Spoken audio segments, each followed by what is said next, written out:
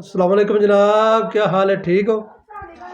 एक बंदा आंदा कसाई की दुकान ते उन्हें कहता भाई गोश्त दे को किलो को मैनू फौरन एक ना होर पराडो नवीं तो आंदा उन्हें ब्रेक मारी उन्हें आवाज़ कराई उन्हें आख्या को 5 किलो गोश्त मैनू दे फटाफट।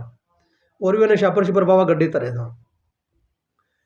कसाब उन्हें कहता है वो पुरानी कार वाले भाई मैंने एक मिनट गाहक जरा भुगता लैन दे वो बाद तेन देना वा गोश्त कुछ करके दे दिता उन्हें पैसे दिते चला गया। वो पुछदा पुरानी कार वाला कि ਇਹਦਾ ਕੀ ਕਾਰੋਬਾਰ ਹੈ ਭਾਈ ਨਾਲ ਦਾ ਇੰਨਾ ਗੋਸ਼ਤ ਲੈ ਕੇ ਨਾ ਪਰਾਡੋ ਹੀ ਮਾਸ਼ਾਅੱਲਾ ਨਵੀਂ ਹੈ। ਕਸਾਈ ਕਹਿੰਦਾ ਕਾਰੋਬਾਰ ਦਾ ਕੋਈ ਨਹੀਂ ਬਸ ਜਿਹੜਾ ਬੰਦਾ ਤਾਂ ਮਾੜਾ ਹੀ ਸੀ। ਇਸ ਤਰ੍ਹਾਂ ਇੱਕ ਅਮੀਰ ਬੰਦਾ ਸੀ ਉਹ ਫੌਤ ਹੋ ਗਿਆ। ਉਹਦੀ ਬੀਵੀ ਨੇ ਇਹਨੇ ਕਿਤੇ ਸ਼ਾਦੀ ਕਰ ਲਈ ਇਹ ਆਪੇ ਵੀ ਫਿਰ ਅਮੀਰ ਹੋ ਗਿਆ ਹੌਲੀ ਹੌਲੀ। ਇਸ ਤਰ੍ਹਾਂ ਇੱਕ ਹੋਰ ਬੰਦਾ ਅਮੀਰ ਸੀ ਉਹ ਫੌਤ ਹੋਇਆ। ਇਹਦੇ ਕੋਲ ਗੱਡੀਆਂ ਛੱਡੀਆਂ ਆਏ ਸਨ ਉਹਦੀ ਬੀਵੀ ਨੇ ਵੀ ਇਹਨੇ ਸ਼ਾਦੀ ਕਰ ਲਈ। ਤਾਂ ਬਸ ਉਹਨਾਂ ਦਾ ਮਾਲ ਉਡਾਉਂਦਾ ਪਿਆ ਹੋਰ ਤਾਂ ਕੁਝ ਵੀ ਨਹੀਂ ਇਹਦੇ ਕੋਲ।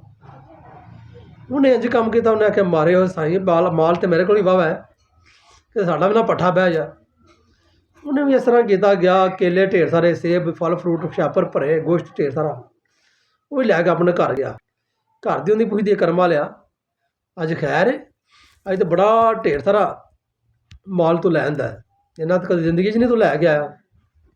कहता दिल च ये सोचा कि माल मेरे को भी बड़ा है वो ना किते को नवीं गड्डी वाला किते साडे भी ना चक्कर ला जाए किते साडा माल भी ना उठांदा होवे ते मैं कि अपने हत्थी कुछ ला लू लाओ। कोई बंदे इस तरह ही होंदे ने कि होंदे सुनदे जेह्ड़ा है ना आंदे ने तौबा या अल्लाह कोई तो चलो होंदे ही मातड़ साथी ने ना एक ना कोल माल भी रज होंदा तो उन्होंने लाना नहीं अपनी जात ते ना किसी ते। इसलिए मूवी अच्छी लगे भाईजान शेयर करना लाइक करना सब्सक्राइब भी कर दिया करो मेहरबानी शुक्रिया अस्सलाम वालेकुम।